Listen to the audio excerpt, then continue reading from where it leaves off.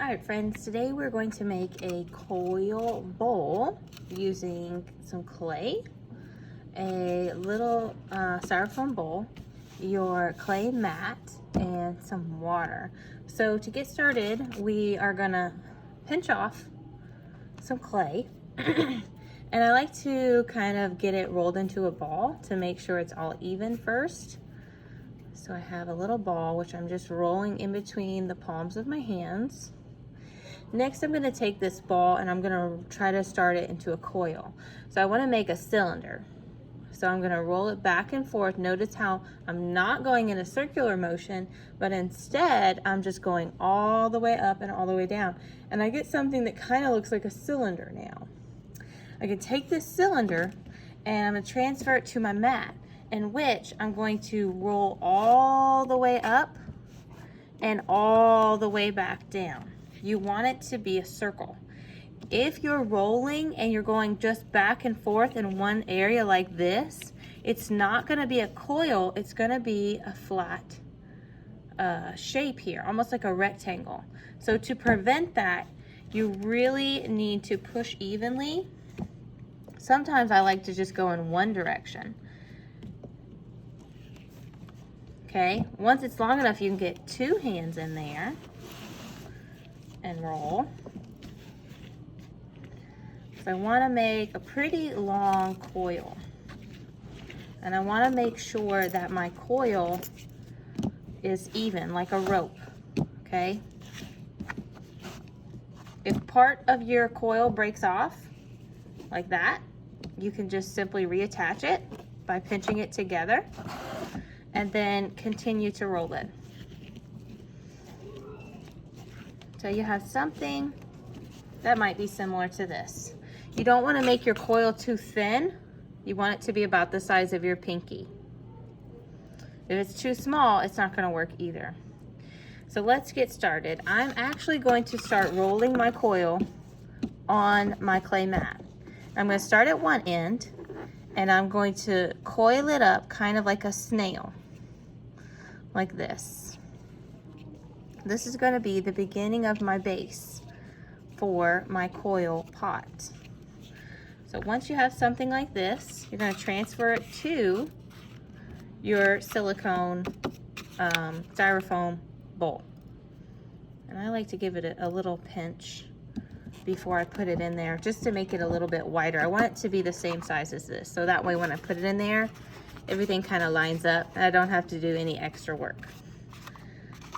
Remember, you don't want it too thin. If it's too thin, your clay will not be strong enough to hold every other coil piece up.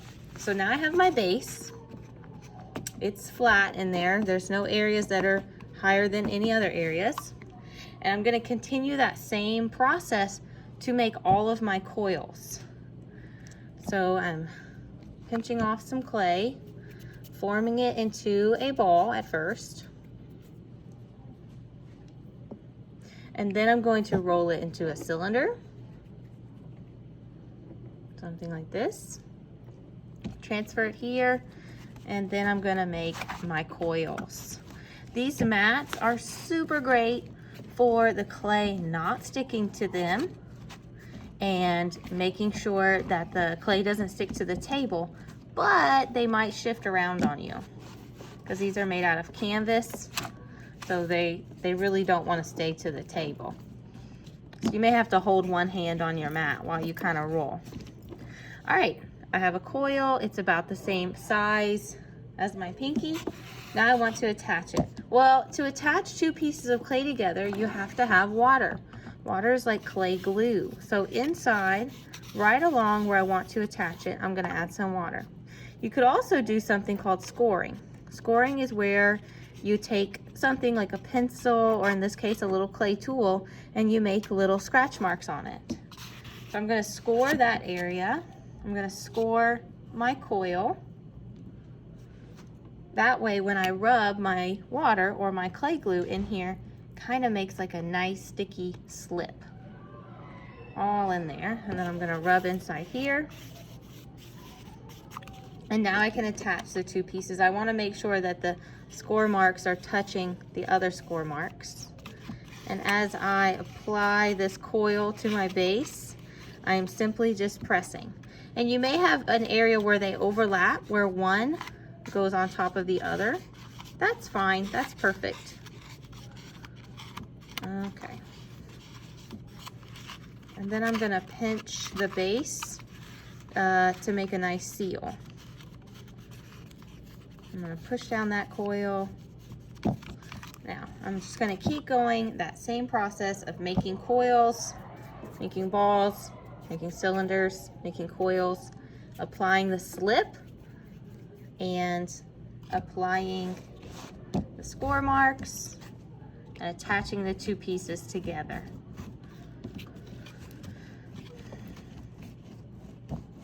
My bowl gets wider as it goes towards the top, so my coils might have to get a little bit longer, but like I said, size of your pinky. So let's score this coil, add your water or your glue to here and to here, and I'm gonna start this coil where I left off, right here on this one. So I'm just gonna press it down and smooth it out with my finger.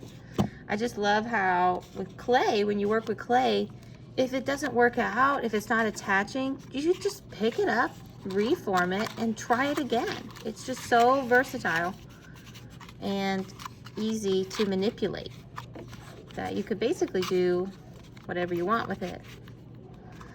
Okay, well this right now is too skinny, so I have to continue working until I'm all the way at the very top here. So I'm gonna keep making some coils here. I probably just need maybe 2 or 3 more coils to finish until the rim here. I don't wanna go all the way up to this edge. I just basically wanna go till hits the line right there. Okay, process is the same. Score, slip, score, slip. And attach. I think I left off right about here. And, oop, my coil wasn't long enough, but that's okay. That is okay. And then, do you notice how like this is not really attached? So I'm having to press it down and making sure that there's no cracks on the inside. The outside is gonna be really awesome because the part that we can't see right now, it's gonna still have those coils, but the inside is gonna be all smoothed out. So that's gonna be super cool. If you have it completely smoothed out, you could actually use it at home like the Native Americans did when they made their coil pots for utensils or cooking or eating. Okay, I think I'm gonna add one more here, last one.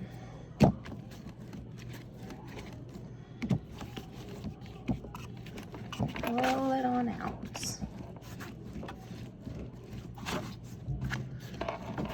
Gotta make this one pretty long. Get it all the way around. Okay.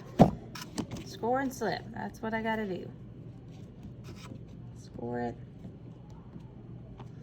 Score it. If you forget to score and slip, it could potentially not attach properly, and you could have a piece later on after I fire it that has broken off in the kiln.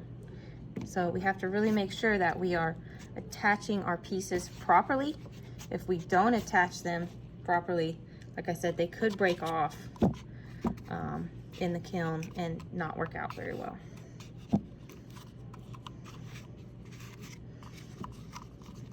I think I'm gonna break it off right there because actually this part was not the same. I'm gonna get my fingers a little bit wet here and press all the way around and move some clay so that I don't have any cracks in here. And I'm using this mold, this bowl. It's like a mold. So I'm basically using it to hold the clay together until it dries enough to where it can hold itself up on its own. So this is like a little mold that's going to help us create this shape. Once you have all of your coils in the bowl like this would be perfect. Then you're just going to go along and smooth everything out on the inside and even the top. If you have some areas that you're not sure about, like maybe it's a little too high and you want to make it look a little bit more even, you can use your little clay tool to come along and maybe grab some stuff that is not so even and then fill in other areas that are lower. So you can move the clay around and smooth it out as you see fit. If you have any sharp angles, so if you do cut, you need to smooth it out, because when the clay gets fired in the kiln, any sharp little angles or areas that are raised up, it'll turn into like stone, so it'll be very sharp.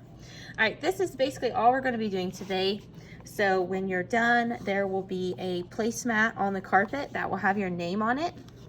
So you'll need to take your bowl and put it on top of your placemat, and then you will need to wash your hands and put your aprons back up.